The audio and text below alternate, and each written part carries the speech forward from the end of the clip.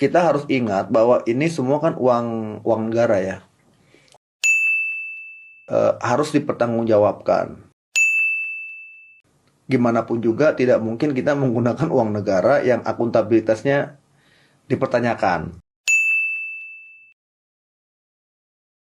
Ingetin aja, kamu jangan lupa kalau kamu kenapa korupsi, kasihan anak istrimu, kasihan anak suamimu, mereka pasti keluar malu.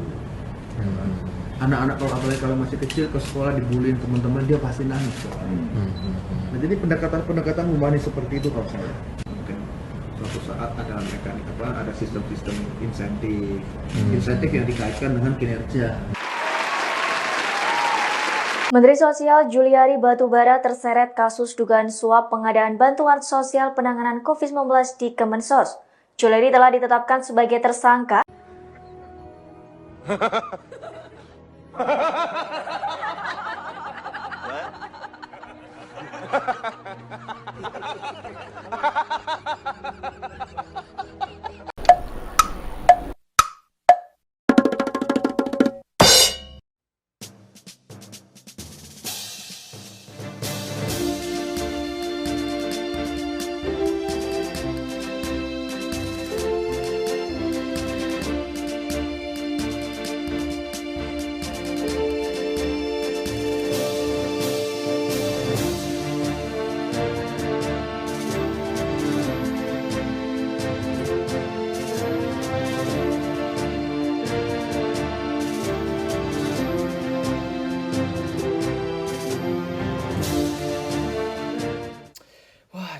Waduh, sungguh sangat miris ya, sangat aneh dan menyedihkan kalau kita lihat oknum-oknum pejabat yang terlibat kasus korupsi seperti yang tadi teman-teman lihat. Tapi negara kita harus tetap melangkah ke depan, tetap maju dan membenahi diri untuk mencapai sebuah kemajuan. Dan kami dari kelompok LPIB Malam dan kami akan membahas apa sih itu korupsi. Dan teman saya sebentar lagi akan membahas mengenai korupsi secara garis besar. Kelvin, silakan. Nah, sekarang saya akan menjelaskan nih apa yang dimaksud dengan korupsi. Atau dalam bahasa Inggrisnya kita sebut corruption. Secara umum pengertian korupsi adalah suatu tindakan penyalahgunaan jabatan atau wewenang yang dilakukan oleh pejabat demi mendapatkan keuntungan pribadi. Pendapat lain juga mengatakan definisi korupsi adalah suatu perilaku tidak jujur atau curang demi keuntungan pribadi oleh mereka yang berkuasa tentunya, dan biasanya melibatkan suap menyuap. Korupsi dapat juga didefinisikan sebagai suatu tindakan penyalahgunaan kepercayaan yang dilakukan seseorang terhadap suatu masalah atau organisasi demi untuk mendapatkan keuntungan pribadi. Nah, secara etimologis istilah korupsi berasal dari bahasa Latin, yaitu corruptio dan corruptus, yang artinya sesuatu yang rusak, busuk, menggoyahkan, memutarbalikkan fakta, menyogok. Sehingga dari asal tersebut, arti korupsi adalah penyalahgunaan jabatan resmi untuk mendapatkan keuntungan pribadi. Nah, itu teman-teman arti korupsi. Nah, itu dia pengertian korupsi. Terima kasih Kelvin. Tapi mungkin teman-teman masih bertanya-tanya ya, masih pingin tahu gitu, apa sih korupsi itu? Apa sih mungkin penyebabnya gitu kan? Penyebab, dampak, bahkan akibatnya gitu. Nah, saya masih punya 2 teman di sini, Renaldi dan Andalus. Mereka berdua, mereka akan menjelaskan apa sih penyebab korupsi. Apa penyebab Bapak yang tadi di cuplikan pertama itu melakukan tindakan korupsi? Silakan teman-teman. Terima kasih Mas Jerry. Perkenalkan, nama saya Rinaldi Rafriansyah. Saya akan menjelaskan tentang faktor-faktor korupsi. Ya, dari mana sih asalnya korupsi itu? Yang pertama, tidak menerapkan ajaran agama. Mereka yang sudah bersumpah atas nama Tuhan tetapi mengingkarinya, seperti 6 agama tersebut yang meliputi Islam, Kristen, Katolik, Hindu, Buddha, dan Konghucu. Tentunya dalam ajaran masing-masing agama akan melarang tindakan korupsi dalam bentuk apapun. Terus Yang kedua, kurangnya memiliki keteladanan pimpinan. Ya, posisi yang dipimpin dalam suatu lembaga formal maupun informal mempunyai pengaruh penting bagi bawahannya. Bila pimpinan tidak memberi keteladanan yang baik di hadapan bawahannya, misalnya berbuat korupsi, maka kemungkinan besar bawahannya akan mengambil kesempatan yang sama dengan atasannya. Pimpinan yang baik akan menjadikan rakyat yang baik juga. Begitu juga sebaliknya. Jadi kayak mengikuti contohnya itu kan tidak baik itu buat bawahannya. Kalau misalnya atasannya baik, bawahannya berarti harus baik. Jadi atasannya itu tidak boleh korupsi, apalagi bawahannya juga akan tidak boleh. Terus yang ketiga, manajemen cenderung menutupi korupsi di organisasi. Pada umumnya, jajaran manajemen selalu menutupi tindakan korupsi yang dilakukan oleh segelintir oknum dalam organisasi. Ini membuat para oknum korupsi merasa aman karena terlindungi. Akibat sifat tertutup ini, pelanggaran korupsi justru terus berjalan dengan berbagai bentuk. Bukan hanya itu sih, Rey. Mungkin yang kamu jelaskan itu hanya segelintir dari faktor-faktornya. Masih banyak lagi itu sebenarnya, seperti yang akan saya jelaskan kali ini. Mungkin yang pertama ada aspek peraturan perundang-undangan. Korupsi itu bakal muncul ketika peraturannya lemah terhadap korupsi itu sendiri dan menimbulkan kesempatan bagi mereka yang mempunyai kesempatan untuk berkorupsi. Ya seperti bapak-bapak tadi tuh. Mungkin mereka ada kesempatannya untuk untuk melakukan tindakan korupsi. Dan pada intinya juga peraturan perundang-undangan ini tidak nyata di lapangan sehingga masih banyak oknum-oknum yang melakukan tindak pidana korupsi. Kemudian ada aspek individu. Aspek individu ini merupakan aspek-aspek yang lahir dari internalnya pelaku atau dari dalam diri pelaku. Yang pertama adalah sifat tamak. Mungkin yang seperti kita tahu dari bapak-bapak di atas itu ya mungkin ada memiliki sifat tamak karena sifat tamak itu adalah sifat alami manusia. Dan yang kedua ada dari dalam sendiri, yaitu dari dalam diri mereka sendiri itu mereka tidak merasa puas apa yang mereka inginkan, apa yang mereka punya. Dan yang ketiga adalah kurangnya rasa bersyukur. Kurangnya rasa bersyukur mereka itu yang membuat mereka bertindak untuk mengambil uang-uang rakyat yang mereka bilang. Nah, kemudian yang terakhir ada gaya hidup yang konsumtif. Mungkin kalau di kota-kota besar itu udah sering terjadi gaya hidup yang konsumtif, yang mana mereka sudah kewajiban sih sebenarnya. Malah lebih mendorong untuk bergaya yang lebih dari yang seharusnya. Mungkin karena hal-hal yang seperti itu, karena hal-hal yang konsumtif membuat para bapak menteri itu melakukan tindak pidana korupsi. Mungkin itu sih.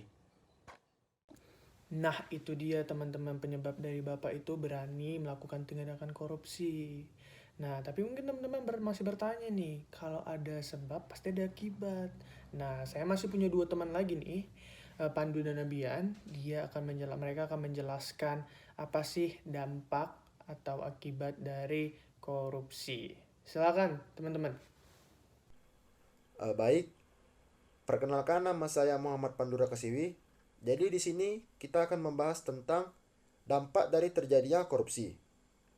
Jadi, dalam beberapa tahun terakhir, sejumlah studi komprehensif mengenai berbagai dampak-dampak korupsi terhadap variabel-variabel ekonomi secara ekstensif telah dilakukan.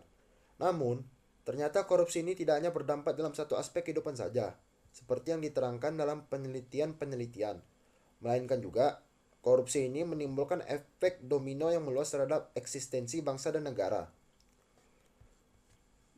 Korupsi ini juga tidak hanya berdampak dalam satu aspek bagian saja, melainkan beberapa aspek, seperti aspek ekonomi, aspek sosial, aspek pemerintahan, dan aspek demokrasi.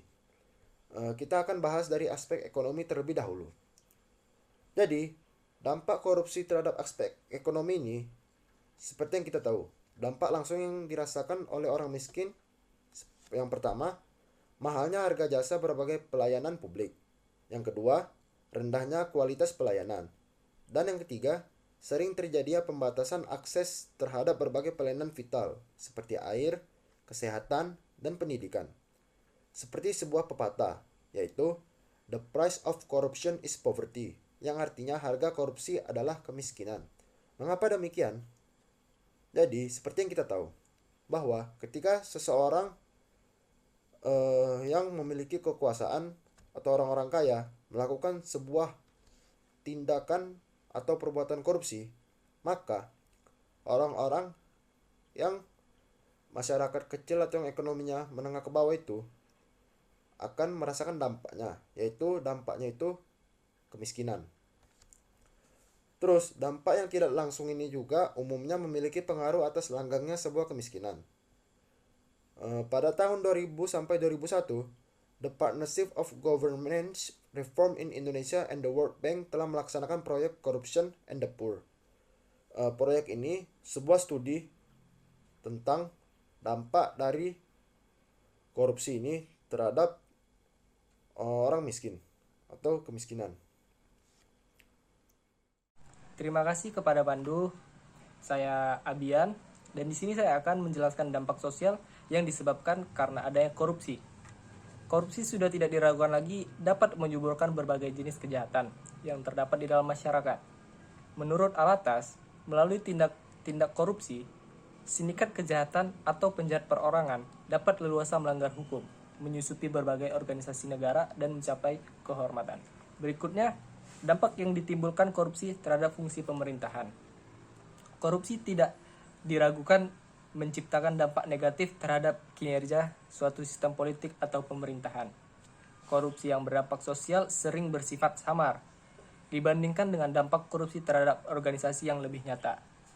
Dengan demikian, suatu pemerintahan yang terlanda wabah korupsi akan mengabaikan tuntunan pemerintahan yang layak. Menurut Ahsi, koruptor sering mengabaikan kewajiban oleh karena perhatiannya tergerus untuk kegiatan korupsi semata-mata. Dampak terhadap demokrasi. Negara kita sering disebut politik birokrasi. Birokrasi pemerintahan merupakan sebuah kekuatan besar yang sangat berpengaruh terhadap sendi-sendi kehidupan bermasyarakat dan bernegara. Selain itu, birokrasi pemerintahan juga merupakan garda terdepan yang berhubungan dengan pelayanan umum kepada masyarakat. Korupsi melemahkan birokrasi sebagai tulang punggung negara. Baiklah, sekian. Terima kasih. Nah, itu dia teman-teman penjelasan dari kedua teman saya tadi mengenai dampak atau akibat dari tindakan korupsi. Tapi nggak usah khawatir teman-teman. Saya tahu teman-teman pasti punya pertanyaan terakhir atau pertanyaan finali mengenai gimana sih cara mencegahnya atau apa aja sih pencegahan dari korupsi itu. Nah, kami sudah menyiapkan jawaban-jawaban untuk pertanyaan teman-teman. Nah, yang kami jawab itu adalah teman saya yang satu ini, dia Rani, dia ahli dalam bidangnya. Rani, silakan. Terima kasih kepada Jerry. Jadi saya akan menjelaskan bagaimana cara mencegah korupsi. Jadi yang paling pertama itu yang kita harus lakukan adalah pendidikan anti korupsi. Karena kita memang harus memiliki dasar agar tidak melakukan tindak korupsi ini. Seperti yang kita tahu di Indonesia memang sangat banyak sekali kasus korupsi ini. Bukan lagi hal yang lumrah untuk kita di Indonesia ini, mungkinnya saking banyaknya kasus-kasus korupsi yang sudah merajalela di Indonesia. Jadi hal ini memang sangat penting di Indonesia karena pendidikan anti korupsi ini dapat membantu Indonesia untuk mengurangi kasus korupsi di Indonesia dengan cara pencegahannya. Dengan adanya pendidikan anti korupsi ini juga mencegah munculnya kebudayaan korupsi di Indonesia. Jika pendidikan anti korupsi ini dilaksanakan dengan baik dan benar, maka korupsi tidak akan menjadi mentalitas kebudayaan Indonesia. Lalu ada cara-cara lain untuk mencegah korupsi di Indonesia. Yang pertama adalah tingkatkan pengetahuan masyarakat tentang hukum. Lalu yang kedua, bersihkan aparatur hukum dari KKN. Yang ketiga, tegakkan hukum tanpa tebang pilih. Lalu yang keempat, ada tingkatkan kesejahteraan pegawai negara. Yang kelima, hilangkan budaya menyuap dari masyarakat. Nah, seperti yang kita tahu, budaya menyuap ini memang sudah sangat banyak merajalela di Indonesia, baik dari lingkup besar maupun lingkup kecil. Lalu yang keenam, kita bisa melakukan sosialisasi anti korupsi lewat media sosial, media massa, yang nantinya ditayangkan lewat TV swasta mungkin, lalu bisa lewat media sosial. Karena kalau kita melewati media sosial itu tidak perlu mengeluarkan biaya yang banyak, karena kita hanya butuh kuota. Lalu yang ketujuh adalah pengaduan lewat SMS ditayangkan di media massa. Yang kedelapan ada siaran anti korupsi di setiap TV swasta nasional yang ditayangkan di jam-jam tertentu. Lalu yang keenam ada dengan cara kotak-kotak pengaduan di tempat-tempat umum agar ditindaklanjuti oleh KPK. Lalu yang 10, penempatan satu regu KPK di setiap instansi pemerintahan layaknya satpam. Seperti yang kita tahu, KPK itu bertugas untuk melakukan pemberantasan korupsi.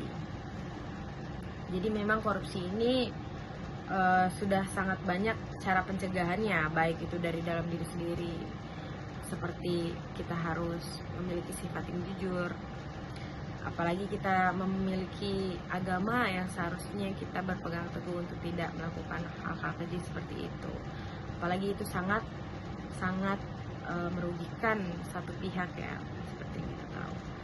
Jadi mungkin itu saja yang bisa saya sampaikan. Mas, apa kabar Mas Jerry? Baik. Sebelumnya boleh saya memperkenalkan diri dulu. Boleh, silakan. Nama saya Kelvin Arjono. Saya dulu mantan wakil ketua gedung DRP. Tahu gedung DRP dong? Oh, tahu. Yang tempat ini ya, perwakilan aspirasi rakyat ya? Gak usah dikasih tahu ya. Semua udah tahu, saya terkenal loh. Jadi gitu Mas Jerry ya. Sebenarnya itu yang nggak sengaja ya. Waktu itu karena bansos itu. Itu sebenarnya nggak kesengajaan ya. Ada lebih 1 triliun ya saya bagi ke anak-anak loh. Ya sedekah gitu loh.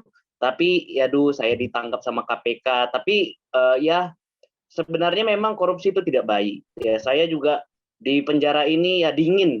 Di penjara ini dingin. Biar jadi pelajaran sama kami. Sini dingin, AC-nya 10 PK habis ya. Ya merek Mitsubishi. Ya pertama itu dari yang anak-anak saya dulu, anak-anak didik saya.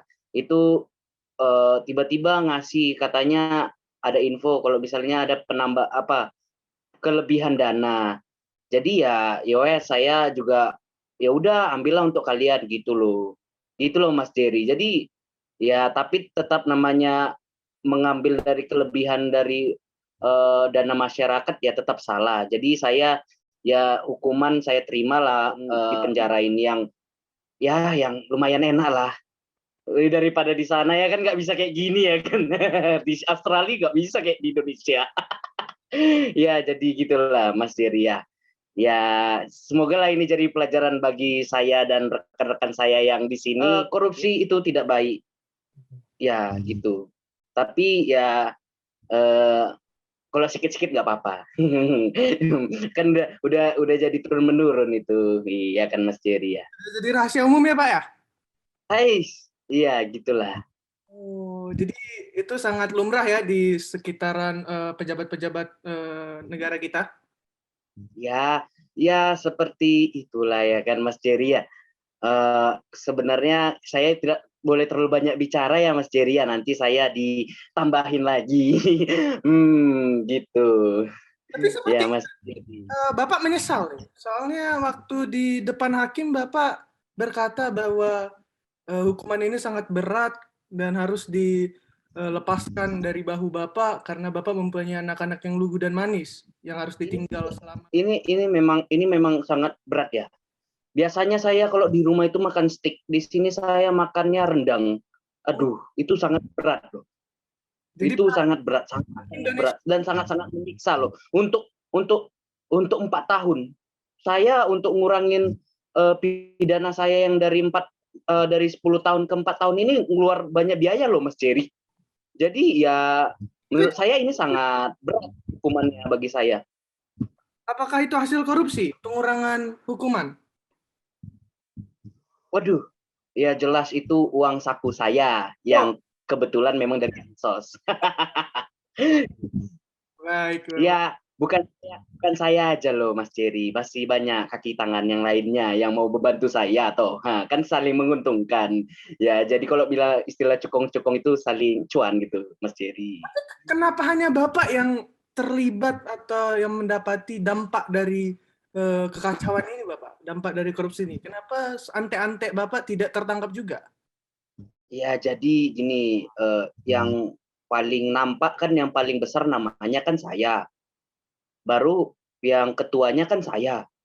Jadi saya aja bertanggung jawab. Anak-anak saya eh, kasih dananya ke keluarga saya terus gitu. Gitu loh Mas Jerry. Jadi ya tidak akan berhenti korupsi ini Mas Jerry. Gitulah. Sedangkan yang di dalam aja masih membantu Mas Jerry. Oh, baik.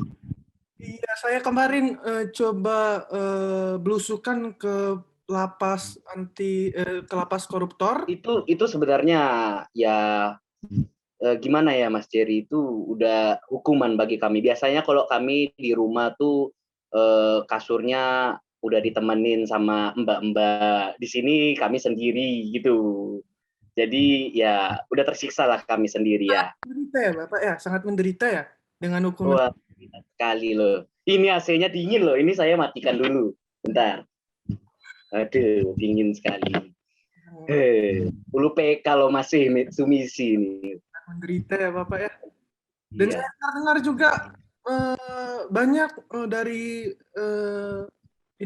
terpidana korupsi itu bisa makan di restoran atau di warteg terdekat ya, Bapak ya, dengan surat izin.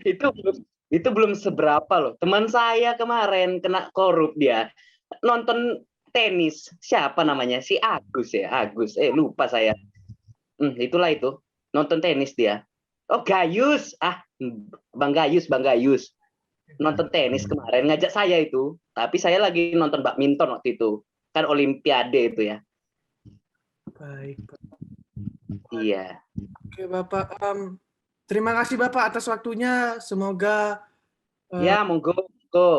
Bapak sehat-sehat selalu, dijauhkan. Ya, semoga dengan hukuman ini jadi pelajaran untuk adik-adik sekalian ya, biar jangan korupsi, karena korupsi itu tidak baik, sangat tidak baik dan sangat tidak dianjurin. Tapi hukumannya enak pula, maksudnya nggak enak maksudnya.